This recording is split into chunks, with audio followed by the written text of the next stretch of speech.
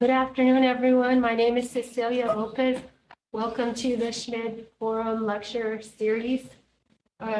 It's no longer just called Science Series, I think. We'll just call it a lecture series.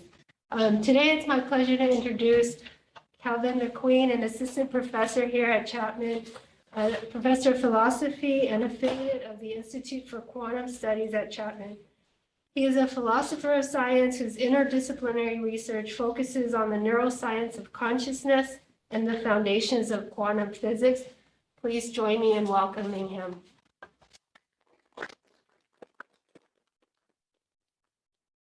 All right, thank you, and thanks for coming, everyone. So what I want to talk to you about today is a paper that I co-authored with a former student of Chapman, Hopkins. So she recently graduated with a degree in philosophy and psychology and recently began a PhD at UCLA. So this paper was recently published just at the start of this year, and I'll be talking about some of the main ideas from this paper. So here's the structure of the talk. I'm going to talk about, first of all, a particular theory of consciousness. And in this section, I'll tell you what I mean by consciousness. I'll tell you what I mean by theories of consciousness. And then I'll introduce this particular theory of consciousness, the so-called integrated information theory of consciousness. Then in the second part of the talk, I will introduce this idea of filled, non-filled pairs. These are what we're going to use to test this theory. So then in the third part of the talk, I will argue that the filled, non-filled pairs challenge the integrated information theory of consciousness. So that's the structure of the talk.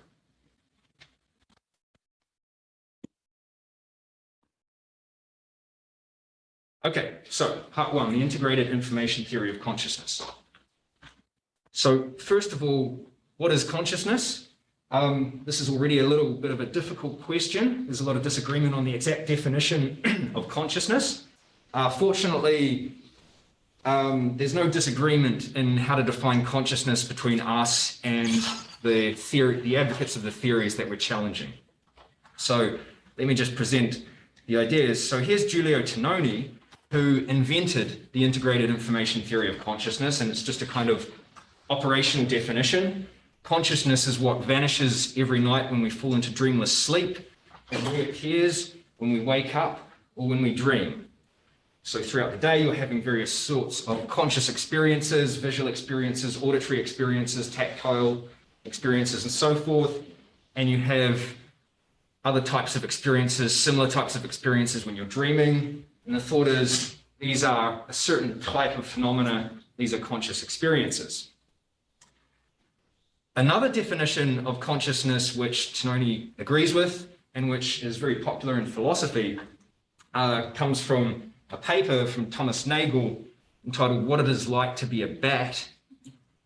He says, an organism has conscious mental states if and only if there is something that it is like to be that organism, something it is like for the organism.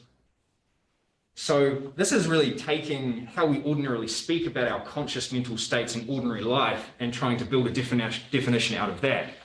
We often talk to each other about our conscious mental states in terms of what they are like. What does that taste like? What does this sound like? What does that look like to you? And so on and so forth. What was that dream like for you? So Nagel generalizes from this and says a conscious mental state is a state such that there's something it's like to be in that state. Something it's like for the conscious being to be in that state. So conscious beings is something it's like to be them. But we think this table, this lectern, or this chair is not conscious because there's nothing it is like for the chair to exist. So it's not conscious. Okay, I'll say no more about the definition of consciousness. Hopefully that at least gets us roughly on the same page. Now let's talk about theories of consciousness. So now we want theories of this thing that we've just defined. So the theories of consciousness, at the very least, are trying to answer these two questions. Which things are conscious? And then why are those things conscious? So starting with the first question. Most people believe that human beings are conscious. Some philosophers deny that. They think consciousness is an illusion. But setting them aside, most of us think humans are conscious. We like to think that our pets, our dogs and our cats are conscious. There really is something it is like for my dog to greet me at the door. Insects, intuitions start to fray a little bit here. Is a spider conscious? Is there anything it is like to build a web? Trees, is there anything it's like for a tree to communicate with all the surrounding trees via the underground fungal network that connects them? Not really clear. And then perhaps the hardest case of all, artificial intelligence. As we're building robots to be very intelligent and to be able to perform the kinds of cognitive tasks that we perform, at what stage do they become conscious? At what stage, if at all, is there anything it is like for those robots to exist? At what point do they acquire a subjective point of view? And I think nobody really knows the answer to those questions just yet, but that's why we need theories of consciousness. You've then got this other question, why are those things conscious? So for things that we can be confident about, that they're conscious, perhaps humans, we can ask why they are conscious. And this is also a difficult question to answer. My PhD advisor, David Chalmers, wrote a paper in the 90s labeling this the hard problem of consciousness. And it's a phrase that's kind of caught on in the literature. And so his basic idea is that science is really good at explaining things that we can define in terms of what they do. Science is really good at explaining behavior. But what does consciousness do? It's not immediately clear what it does. We think about conscious mental states in terms of what they feel like for us to have them. But in terms of what they do, it's hard to get functional definitions of these things going. If we have functional definitions of something, we can explain that function in terms of an underlying mechanism, but that seems difficult in the case of consciousness. So that's another question that theories of consciousness want to try and answer. Why are we conscious? Why is anything conscious? Okay, so hopefully that's all clear. Now we can move on to the target theory of consciousness. Well, first, here are various theories of consciousness in the contemporary literature. Hopefully the text isn't too small there. Global neuronal workspace theory. There's the integrated information theory, higher order thought theory, attention schema theory. What this graph is showing is something interesting with respect to the integrated information theory. So this is effectively graphing citation rate. And that paper that I mentioned to you was published, that had Giulio Tononi's definition of consciousness, was published back in 2008. And that's where IoT really began. And as you can see, it's receiving an exponential increase in popularity in the literature. So this would appear to be the most influential and most written about theory of consciousness. So that's the theory that I want to talk about today, the integrated information theory. Okay, so let's come back to these two questions. Which things are conscious? Why are those things conscious? And what are the answers that the integrated information theory gives to these two questions? Well, which things are conscious? Physical systems with intrinsic integrated information. Why are those things conscious? Because consciousness just is intrinsic integrated information. Okay, so it's, these two questions are difficult to answer. Building a theory that can answer them, you can wonder where to begin. Well, this theory begins with a kind of an intuition, a kind of an introspective intuition about what seems really salient about consciousness and conscious experiences. So one thing to notice about conscious experiences is that they seem absolutely dense with information. So just think, for example, of your visual field right now, or in an extreme case, your visual field when you're looking at the sunset, and just think about how long it would take to write every bit of information in your visual field down on paper. You would almost have to write a book if you were going to capture every particular shade of color and so on and so forth. So conscious experiences seem information dense, and then furthermore, that information seems very integrated. In a book, the information is broken up into sentences. But in a given conscious experience, this information is integrated. For example, just take your visual field again. Even though the left side of your visual field is processed in the right side of your brain, and the right side of your visual field is processed in the left side of your brain, there's no break in your visual field. Interconnections across the corpus callosum connecting the two hemispheres integrate these two parts of the brain, giving you this seamless, integrated experience. And that's just vision. Right now, you're experiencing a total state of consciousness. You're not just having a visual experience, you're also having auditory experiences, and these experiences are not competing with each other. You've got a single total state of consciousness that seems very integrated. That's the intuition. Then there's this word intrinsic. So intrinsic roughly means objective. So what integrated information is in your conscious state right now is an objective matter of fact. It's not different for different observers. There's an objective fact about what your conscious experience is. Well, if we want to think of ourselves as physical systems, consciousness is ultimately a physical phenomena, then it should be the case that we can identify that integrated information in your physical description. That's really all it means, intrinsic here. Intrinsic to the physical system and objective. Okay, so there's a lot of debate about those intuitions about consciousness, whether they're, we can debate them, we can argue them, but I think it's just useful to think of this as a way of getting a hypothesis on the table.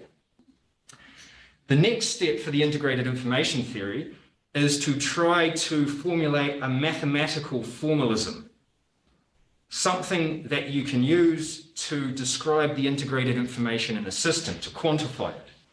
The ultimate goal here for the integrated information theorists is to come up with a kind of algorithm whereby you can give them any physical system and then they can tell you how much integrated information is in that system. They want to formulate an algorithm for this. So they want a kind of mapping from physical systems to a number representing the amount of integrated information in that system. For them, that's going to represent the amount of consciousness in that system. So how far has that gone? How well has that project panned out? Well, what we do have is this. We have a mapping, not from physical systems, but from classical network states to these 5 values. So a classical network state, a network is just a bunch of elements or nodes that can be in a finite number of states. They can be either on or off, like a neuron firing or not firing. So these elements can be on or off, and they're connected to each other. And they can update each other's states by certain rules. Okay, a network. So what the IoT people have given us is a mathematical formalism that enables us to calculate the integrated information in any network state. But there is a hope to generalize this to physical systems in general. For most purposes, for the neuroscientists, the network states are just fine because they can think about, well, neural networks. They can just apply the IoT formalism to neural networks, idealized in certain ways. But there is this research project of trying to generalize IoT so that it gives us a full mapping from physical systems to integrated information. A recent development is so-called quantum integrated information, which provides a mapping from quantum networks to integrated information. I'll be talking about that here in early June, if anyone's interested. Okay, so we have this mapping. It gives us this number, phi, and that's meant to represent the level of consciousness in any physical system.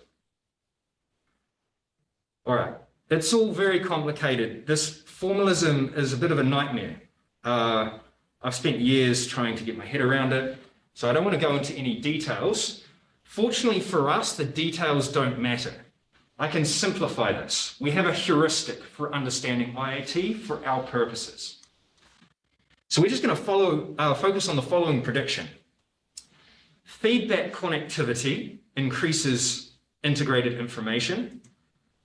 Okay, here's a feedback loop in a network.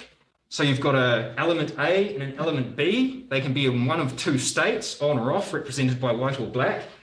And the connection here swaps the states. So this one can turn this on if this one's already on. If this one's off, it'll turn that one off. So they're in a feedback loop. and feedback connections in a network increase phi. Meanwhile, feed-forward connectivity decreases phi. So here's a feed-forward network. There are no loops in this network. It's just feed-forward. So this is a widely accepted assumption about IAT. The IAT advocates like to talk about how they can create zombies. Not Hollywood zombies, but philosophical zombies. A philosophical zombie is an exact functional duplicate of you that is not conscious. And the IAT people say we can create these by unfolding all of the feedback networks in your brain into a feed-forward network that does all the same things as the feedback network. By replacing these feedback connections with feed-forward connections, the phi of your brain drops to 0. But if the feed-forward network is set up correctly, it can do all the same things as the feedback network. And those are the philosophical zombies predicted by IAT. Anyway, this is what we'll care about. We care about, when you're looking at phi in these slides, you're just thinking amount of feedback connectivity. That's just going to be a useful heuristic for us. Okay, so this theory probably sounds pretty abstract, so it's worth trying to connect it to some empirical data. Is there any evidence for this theory in existence already? Well, that's controversial. Calculating this value phi, calculating the phi of a network, is computationally infeasible for complex networks. So, good luck applying that to an entire brain. You need software to calculate it for just simple networks. In fact, that little 2-node feedback network, that has the smallest amount of phi of any network system. It has 1 unit of phi. And my supervisor, David Chalmers, and I were the first to give full calculations of its phi, and it took us 3 pages of calculations. So you generally need software even for simple systems to calculate this. And you can find software at integratedinformationtheory.org/calculate. You can give the software a network, and it will give you the amount of consciousness in that network. Okay, so that seems bad. How can we actually measure phi in any system if we can't even calculate it for the system? Well, there's been another big research project about coming up with phi proxies, approximations to phi. So there's this one called ZAP and ZIP, also called the Perturbation Complexity Index, and that's been extraordinarily successful in actually detecting consciousness in real humans. So the integrated information theorists developed this. They developed it as a way of kind of indirectly measuring phi. Basically, what you do is you zap the brain. That's why it's called ZAP and ZIP. Zap the brain in order to get an EEG response, and then you measure the algorithmic complexity of that response. And that gives you a number. And what they found was if you're below 0.3, then you're not conscious. If you're above 0.3, then you are conscious. And this was tested on a whole range of individuals that are sleeping and known to not be dreaming, so not conscious, well, they fall below 0.3. Individuals that are sleeping but are known to be dreaming, and they, lo and behold, fall above 0.3. Individuals under various types of anesthesia, some that selectively erase consciousness, some that don't do it entirely. Again, they got all the right results. So this was kind of an impressive outcome. The extent to which this gives evidence of IAT is very controversial, but it's something, and it gives you an idea of why a lot of people are interested in IAT. Okay, just to summarize the first section, we've got a prediction of IAT, and I can put it like this. If 2 physical states have identical integrated information, and we'll just think about that as, if they have different integrated information, we can just think about that as different amounts of feedback connectivity, then they have different experiences. So that's the prediction of IAT that I'm going to work with. And so our goal in this paper is to show that 2 physical states can have significantly different amounts of feedback connectivity, even when they have identical experiences. Okay. Is there any questions for clarification at the end of, since I've just finished part one? I've set up a theory. It's kind of complicated, but I've hopefully simplified it by saying, well, here's its prediction. If two physical states of the brain have different amounts of feedback connectivity in them, they must yield different experiences. Yeah. Does their theory hold that any network is conscious? No, because, for example, a purely feed-forward network might be unconscious. Well, yeah, I'm sorry, I meant that. But once you start putting feedback loops, then you start increasing phi. So I presume the internet has a lot of feedback loops? Yeah, I am not so sure that's a problem. Just trying to figure out where it goes. yeah. So that two-node network has one unit of consciousness. Right. So this is going to say that a lot of things are conscious that we thought may not have been. But I do think this is just a consequence of treating consciousness as a measurable physical quantity. Once you start treating it as a measurable physical quantity, there's always going to be some lowest amount that you can find, and you might find that lowest amount in unexpected places. And this happens a lot in the history of science. Heat, for example, go back a few hundred years and give someone an ice cube and tell them that there's heat in it. They might think you're crazy. But now that we've quantified heat in terms of mean molecular kinetic energy, there's a very small amount of that in the ice cube. So there's a little bit of heat in it. Yeah, presumably the internet would be off the charts in terms of consciousness. Super duper conscious amounts. No. There is a lot of discussion. So the internet's not going to be as complex as your cerebral cortex. Even though it's basically consisting of all these computers hooked up through, once you get into the, I don't know, we don't need to label this, but. Yeah. So there is some reasons why it's not really comparable to the brain, but you can make it comparable. You do just need to raise its phi, and that just does mean creating all of these feedback connections. I think the idea with the internet is your internet's going to be a little bit slow if there's enormous amounts of connections from your computer to all these other computers. So yes, you are highly connected, but an individual neuron in your brain connected to 10,000 other neurons, it doesn't quite come to the level of the interconnectivity of the brain. But if it did, yes, that's a prediction of the theory. Yeah. We have a question in the Zoom chat about philosophical zombies. Does this mean that the artificial neural network models for machine learning, once parameterized to function as feed-forward nets, are philosophical zombies? Yeah. Yes? Yes. Okay. Cool. I mean, Yes, Victor. if the feedback versions were conscious, then those would be like the duplicates that are unconscious. Okay, one more. Yeah, so are we assuming that every single person have a different subjective consciousness? Is that what the IIT prediction is trying to say? That depends on your physical state. It depends on the physical state of your brain. So the relevant prediction here is if there's different amounts of feedback connections in two brains, different experiences. Yeah. All right. Let's change gears a little bit and talk about something else, and then we'll come back to the integrated information theory. Filled, non-filled pairs. So let's partake in a little bit of an experiment. I'm going to show you two images, and then I just want you to make a judgment to yourself about how identical they are to you. If they don't look different to you, then just think identical. Otherwise, maybe try and give a percentage of how different they seem to you. And then remember that, and then we'll do one more. And then just try and remember to yourself your answers. Okay, here's the first one. I'm going to give you a couple of seconds.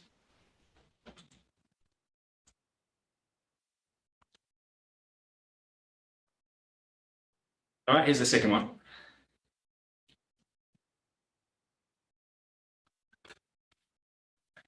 All right, so hopefully you've made a couple of judgments to yourself. Remember those judgments, and then I'll explain the meaning of that experiment in a moment. But let's just talk about this image. It's called the corn sweet illusion. There's an illusion occurring in this image because the diamonds closer to the bottom appear darker than the diamonds at the top, but they're not. That's an illusion.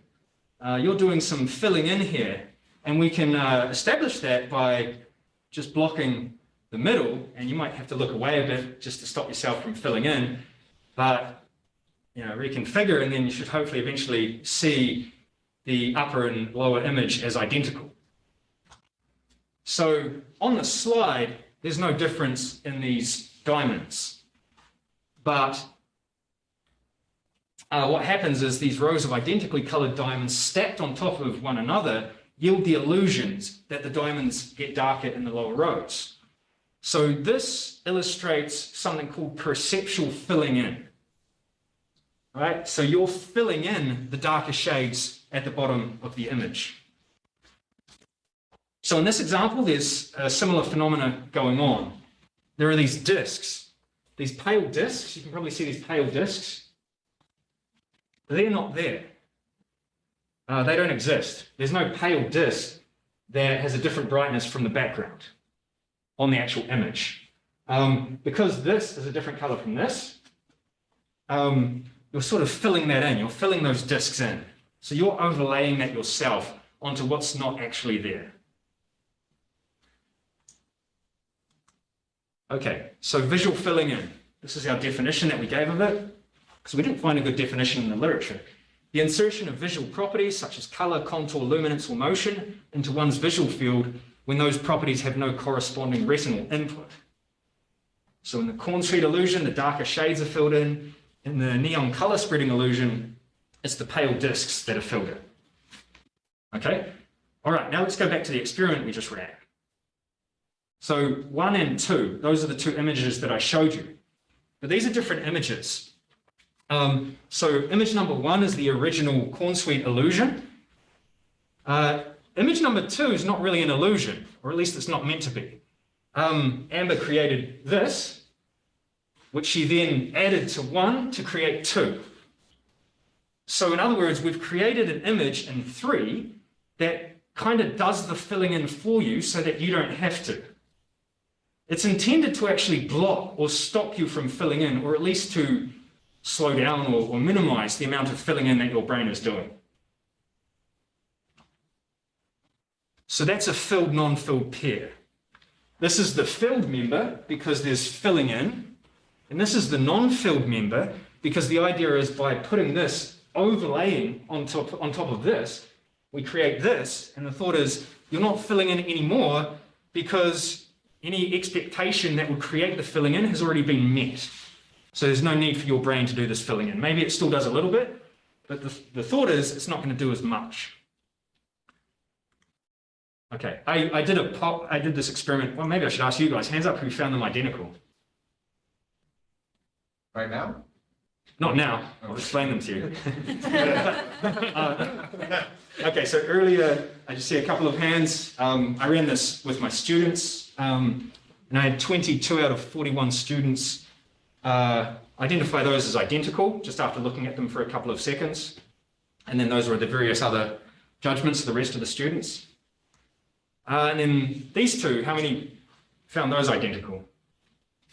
More? Okay, a lot of you. Yeah, so when I ran this in my philosophy of mind class, I had 30 out of 41 students finding these identical. Okay, so what we're trying to do is we're trying to show you can actually create these. You can actually create two images. One involves illusory filling in, and the other doesn't, or does it less, because we've kind of replicated the filling in with a real image. That's a filled, non-filled pair.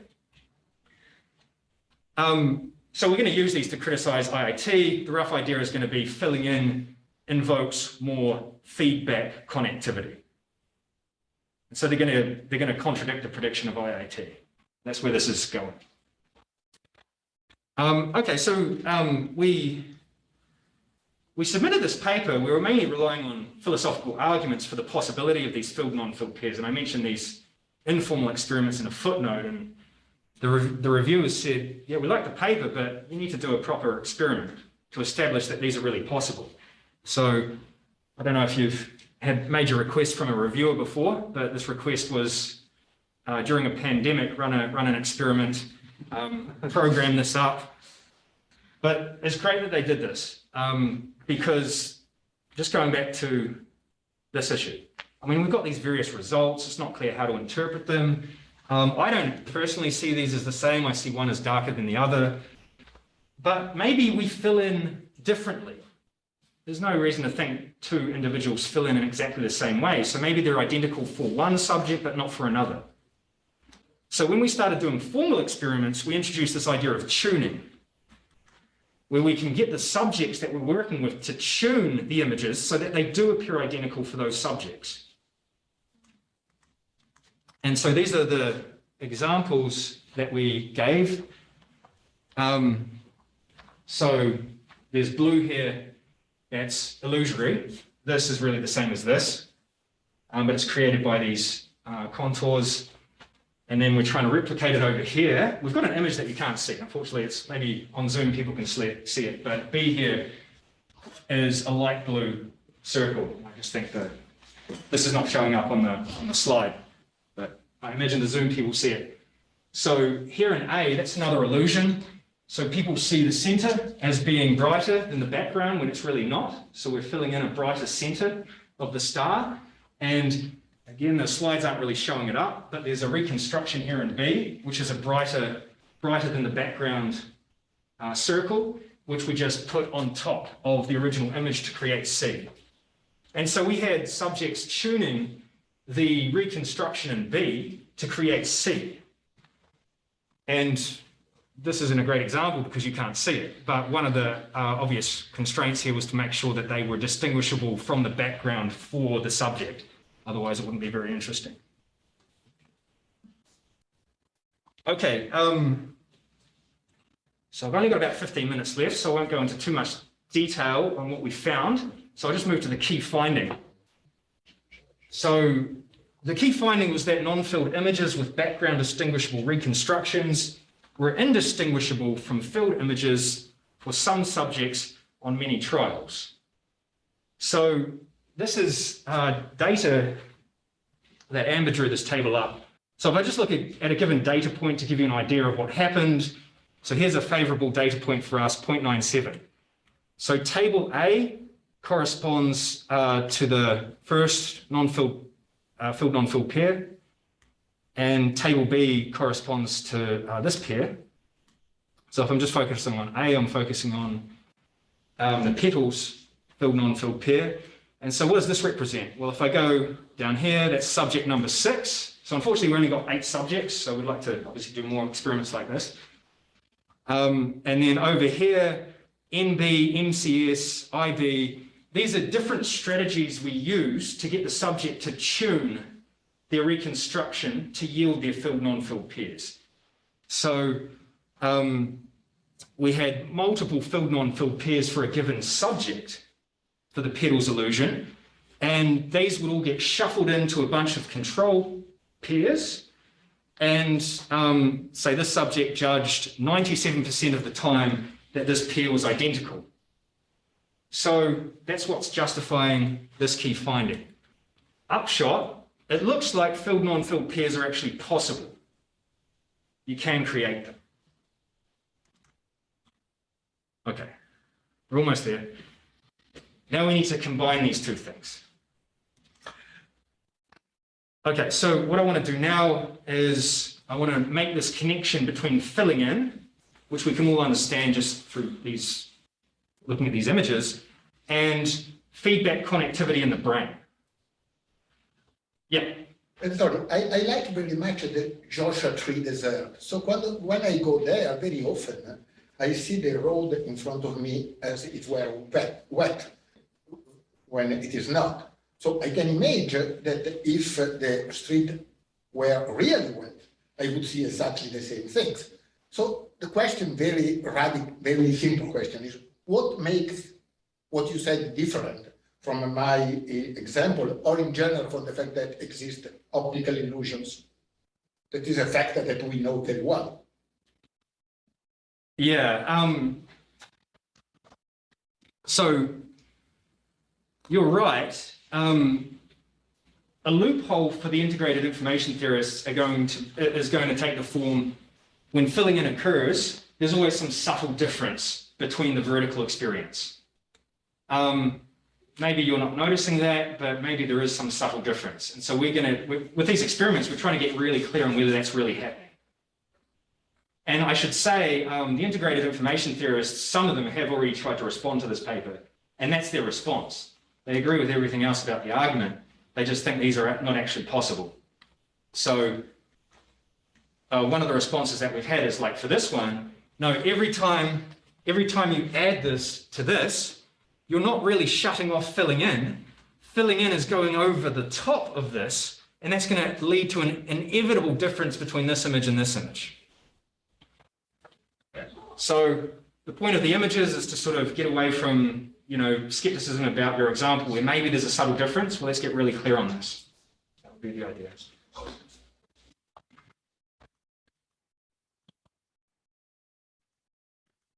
Okay, this is going to be easier to describe with the blind spot. Here's another experiment that, this isn't probably going to work too well for you guys either, but great if you're on Zoom. Sorry guys, just be encouraging people to get back in person. But, so if you're on Zoom, you can do this right now, but it's fine to just describe this. If you cover your left eye and focus on the cross with your right eye, right? Imagine you're doing this with a screen in front of you though, because otherwise you're going to have to walk. What you can do is you can move back and forward, and eventually the black spot, you'll find it will completely go away, especially if you have this in a screen in front of you. So what you're doing there is you're finding your blind spot, right? You can make that black dot disappear. But here's the interesting thing, the gray lines will be perceived in its place. So this is a nice example of filling in. Right? When you eventually get to that spot where the black dot goes away, there won't be an empty void there corresponding to your blind spot. There will be these gray lines. So those have been filled in. And so information about the surround on your visual field is used to inform the brain on what to fill in. So here's the eye, light enters and hits the retina. And so we magnify this part of the eye. And here we have these photoreceptor cells, rods and cones, that send information, visual information, to the back of the brain. But in order to send that information to the back of the brain, there needs to be some channel by which that information can go down. That's the optic nerve. But that optic nerve is going to mean there's a patch here where there's no photoreceptors, and that is your blind spot.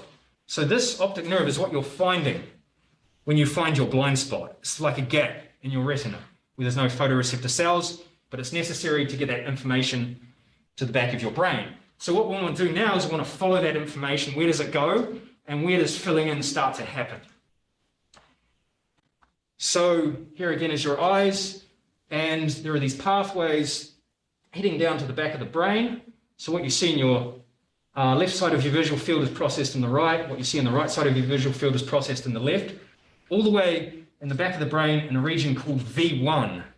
V1, a region of the visual cortex, the primary visual cortex.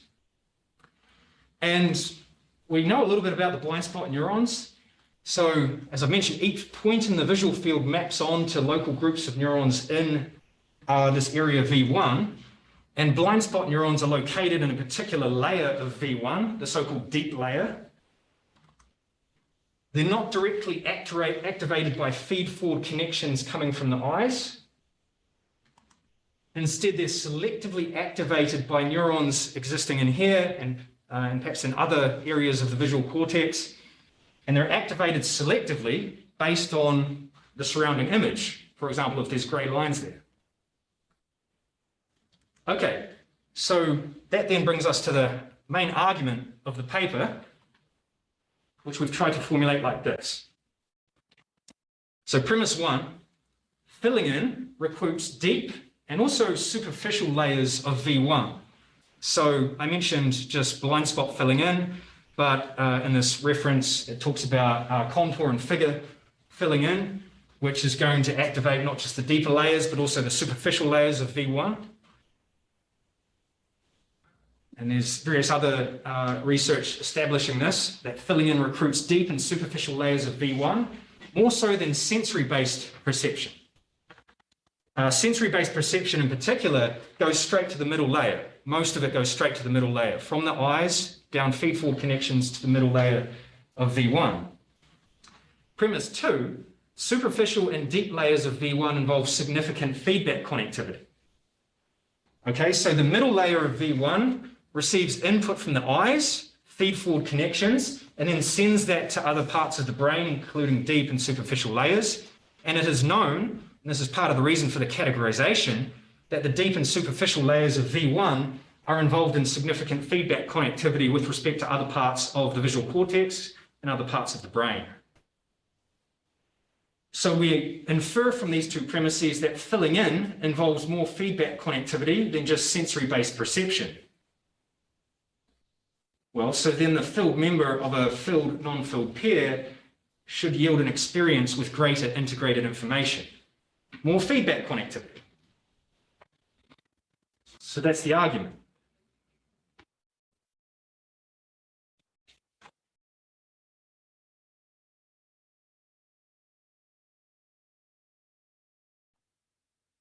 Okay, so I can conclude. Brain research suggests that filling in involves more phi. Why? Because it suggests that filling in involves more feedback connectivity. Philosophical arguments, informal and a formal experiment, suggest that two images can appear identical despite differing in amount of filling in. But then that seems to contradict IIT's prediction. IIT's prediction that identical experiences cannot involve different amounts of phi, therefore seems incorrect. And so we propose filled non-filled pairs as a new way of testing certain theories of consciousness, and one in which seems to challenge a very influential theory, the integrated information theory of consciousness. Thanks for listening.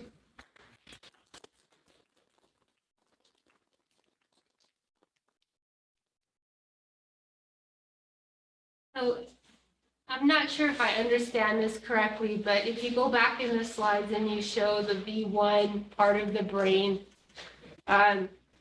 so I'm assuming that to understand that filling in comes from a different part of the brain, somebody must have severed that part of the brain and seen that that person can't fill in, right? Yeah, Is that how those experiments were done? They somehow anesthetize that part of the brain and then you test that person can't fill in? You have an image of one strategy. You use monkeys. Okay. And you can dip these things into their visual cortex. Fortunately, fortunately, I mean, V1 is close to the skull, close to it, so you can, while the monkey is looking at an image, you can dip this into its brain, and this is going to simultaneously detect activation across different layers of V1, the superficial, the middle, and the deep.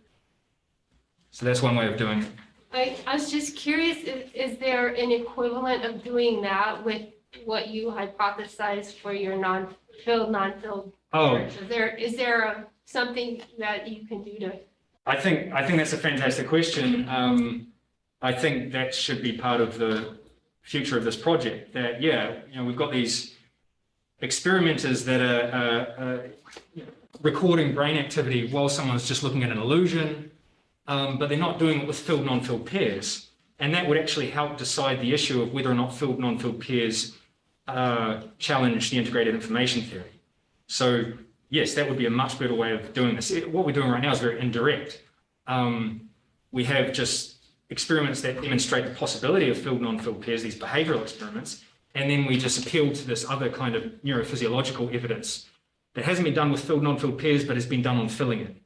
You're absolutely right. A better way of doing this would be have subjects looking at filled non-filled pairs directly measure whether there's more feedback connectivity involved when they see one image versus the other.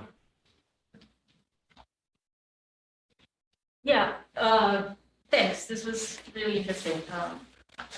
So I think I have a problem with the very idea of filling in the sense that if you describe the phenomenon that way, then you're already somehow presupposing that there is some sort of thing that's missing and you're filling it in, you're putting it there. So I'm understanding this as almost like we are hallucinating the different color that we're attributing to the lower part, or we're hallucinating some of the colored dots in between the illusions that you just showed. But there's a different kind of description of those cases that's available. Namely, it's just an effect of color contrast, simultaneous color contrast. And that would make it not an hallucination of something that's not there, but just as sensory based as the non-filled in case. Yeah, so I don't And quite so describe that- them as hallucinations either, just because it really is your brain trying to predict what's there based on information about what is in fact there. Yeah, which So, if you describe it that way, then the two cases are exactly the same. Because, and the only difference would be how much of the information is contributed by the scene and how much of the information is contributed by the brain. precisely.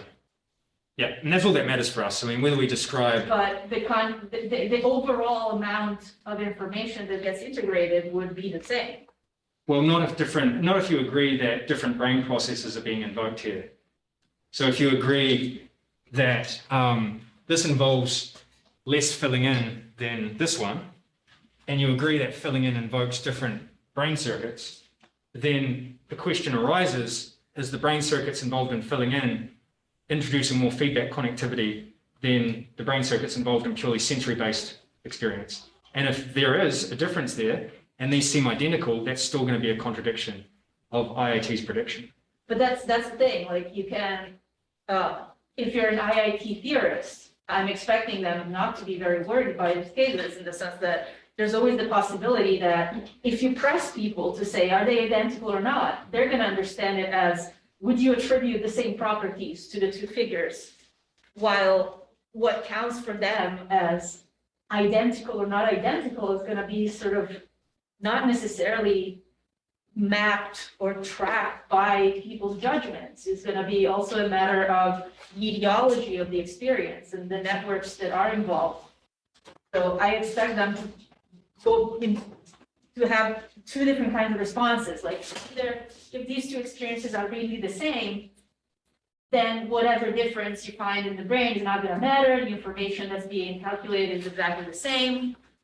Or on the other hand, if you think that the information is different, then the two experiences are different, and it's only that people have been primed to judge in certain ways so that they will say they look the same, even though in fact, Yeah, absolutely. So we're explain to posing... them what's going on, they would probably revisit their judgment. Yeah, so another way of putting it is we're posing a dilemma for IIT. Either explain how these two images are not identical, while you accept that the underlying brain mechanisms are different, or explain why there isn't really a difference in the underlying brain mechanisms in light of the fact that they are the same experiences. So you're absolutely right, those are the two options.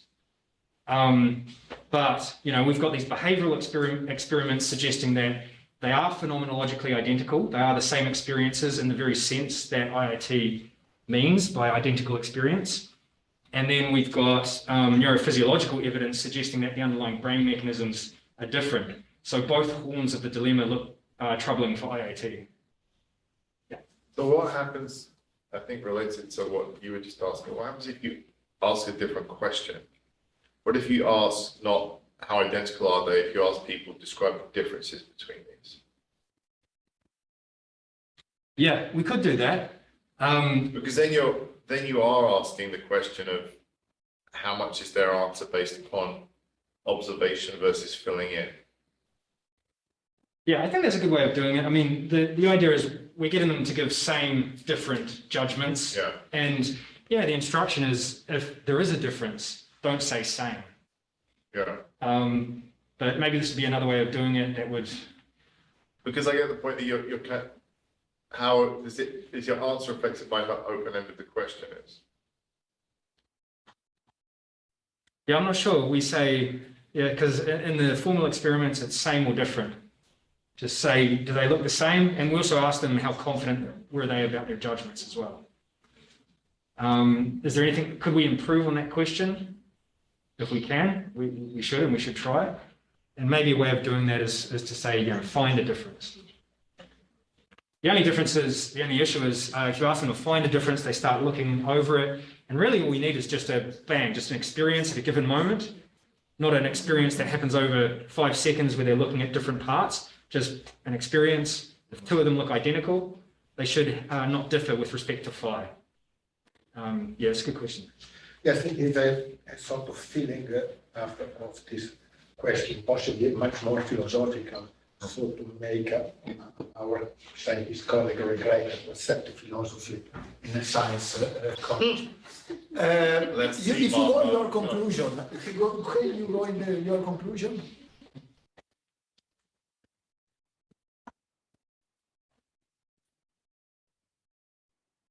So you can appear identical. Of course, in a strict sense of the term, they are not identical because they are in 2 different models. So if identity is the relation that an object X has only with itself, of course they are not identical. So what they are equivalent, similar, equal. So you need to identify an equivalent relation that is a good one.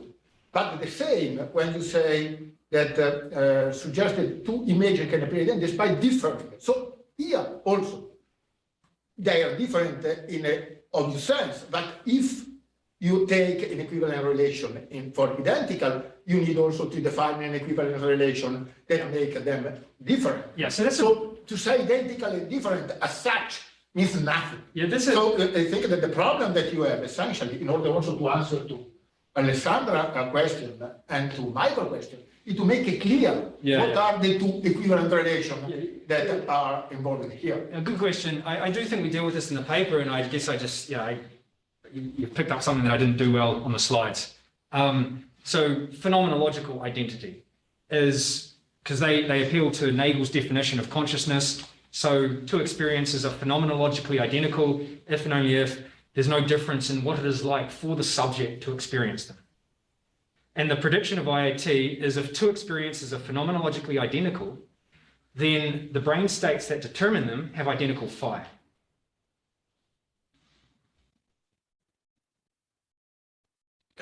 Okay, if phenomenologically identical, can you repeat what? It should have been on the slides because, I can see why there's confusion. So, phenomenological identity. 2 images are phenomenologically identical if there's no difference in what it is like for the subject to experience both of them. And that really is a kind of, difference in what it is like. That's a really introspective judgment. So it means that they're being phenomenologically identical depends of a sort of judgment from different people. From one person. One person. So, but what is phenomenologically identical for me can be not phenomenologically identical for her, for him, for you. Oh, absolutely. Yeah. That's why we use tuning in these formal experiments, because we just focus on individuals and get the images phenomenologically so that's identical a subjective judgment for the subject. Yeah. But the theory that we're dealing with says if 2 experiences are phenomenologically identical, then the brain states that determine them have identical phi.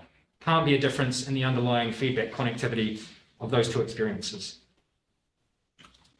Yet we have these judgments saying there's no difference in what it is like for me to see these 2 images.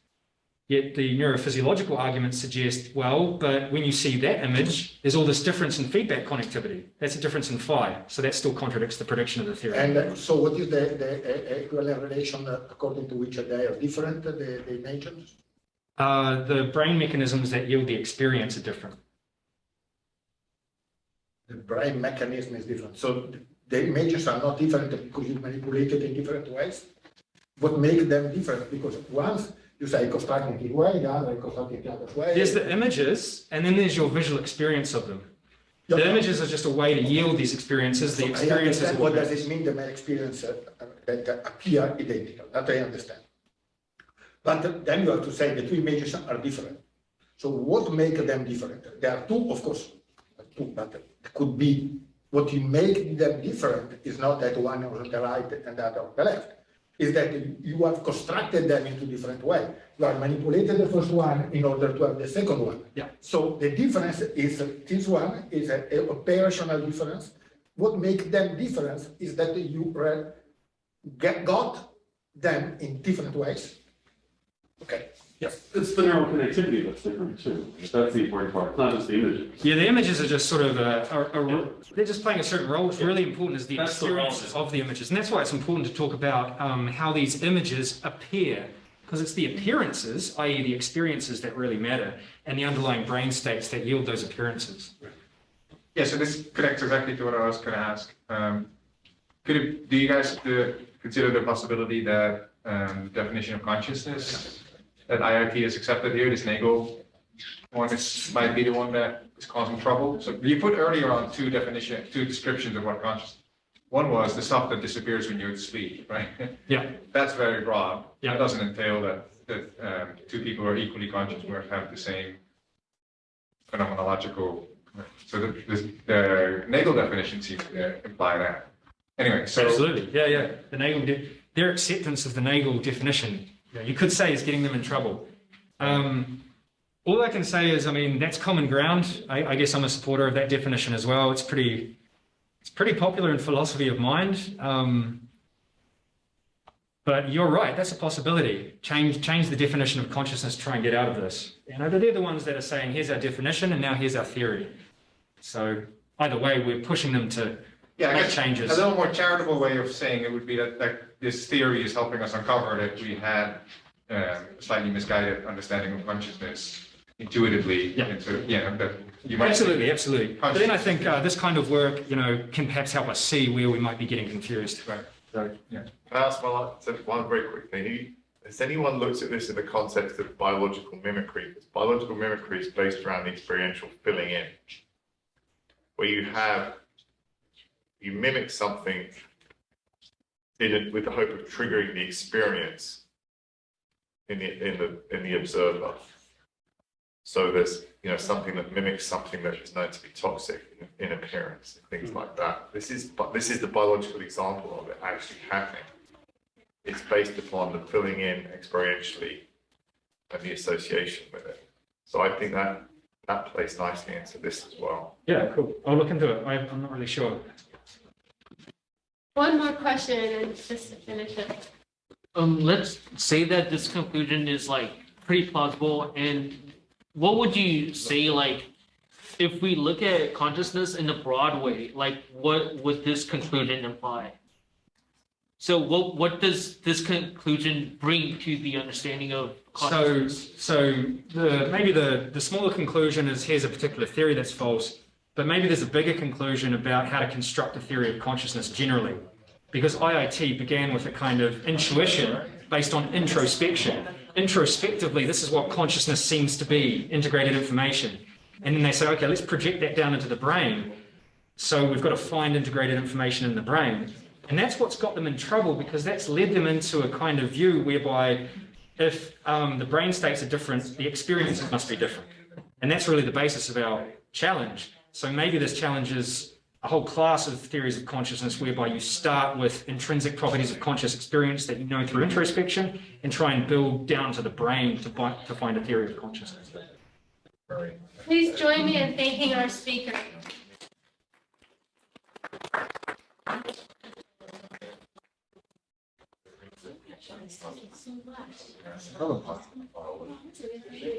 Thank you.